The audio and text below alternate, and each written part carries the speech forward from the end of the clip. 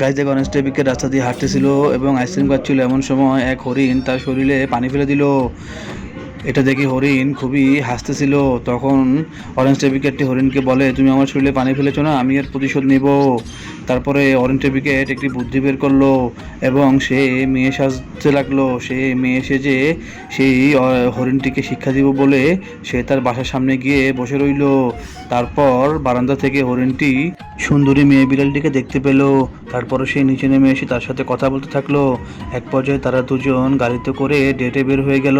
তারপর তারা এক বাড়িতে গেলে সুন্দরী মেয়ে বিড়ালটি হরিণটিকে একটু ড্রিঙ্কস খাওয়ায় এবং ড্রিঙ্কস খাওয়ানোর পরে হরিণটি মাথা ঘুরে পড়ে গেলে তখন অরেঞ্জ টেবিকেট তার চামড়াগুলো ছিলে তার চামড়া দিয়ে সুন্দর একটি ড্রেস বানায় এবং সেই ড্রেস বানিয়ে সে নিজে পরিধান করে এবং তার মাংসগুলোকে সে বারবিকিউ করতে থাকে।